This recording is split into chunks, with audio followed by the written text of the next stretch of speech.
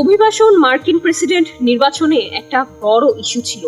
Republican প্রার্থী Donald Trump এবং Democratic পার্টির প্রার্থী কামালা হ্যারিস দুজনেই মেক্সিকোর সীমান্ত দিয়ে প্রবেশ করা অভিবাসীদের নিয়ন্ত্রণ করার কথা বলেছিলেন। ট্রাম্পকে বারবার হুঁশিয়ারি দিয়ে বলতে দেখা গেছে নথিবিহীন অবৈধ অভিবাসীদের ফেরত পাঠানো হবে।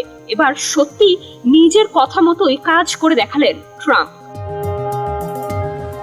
ল্যাটিন আমেরিকার 4টি দেশের 5,30,000 অভিবাসীকে যুক্তরাষ্ট্র ছাড়ার নির্দেশ দিয়েছে দেশটির প্রেসিডেন্ট ডোনাল্ড ট্রাম্প প্রশাসন।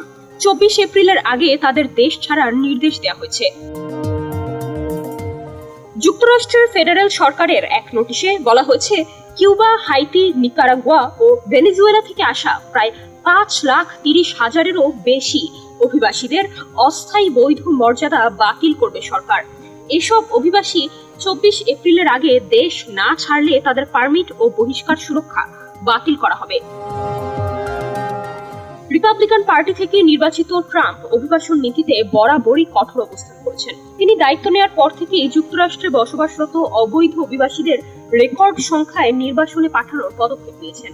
তার দাবি, ডেমোক্রেটিক পার্টি থেকে নির্বাচিত সাবেক প্রেসিডেন্ট জো বাইডেনের চালু করা এসব প্যারোল কর্মসূচি যুক্তরাষ্ট্রের ফেডারেল আইন লঙ্ঘন করেছে। এজন্য তিনি 20 জানুয়ারির এক নির্বাহী আদেশের মাধ্যমে এসব কর্মসূচি বাতিলের নির্দেশ দেন।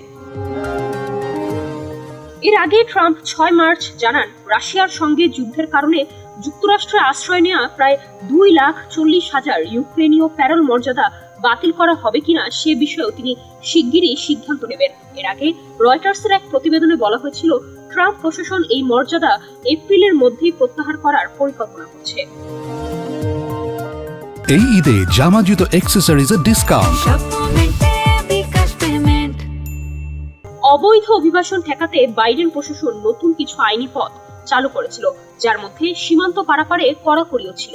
ট্রাম্প প্রশাসনের নতুন সিদ্ধান্তের ফলে প্যারোল সুবিধাভোগী প্রায় 5 লাখ অভিবাসী এখন যুক্তরাষ্ট্রে থাকতে চাইলে নির্বাসনের ঝুঁকিতে পড়তে পারেন। তবে তাদের মধ্যে কতজন ইতোমধ্যে অন্য কোনো আইনি মর্যাদা পেয়েছেন বা সুরক্ষা লাভ করেছেন তা স্পষ্ট নয়। ডেস্ক রিপোর্ট, সমকাল।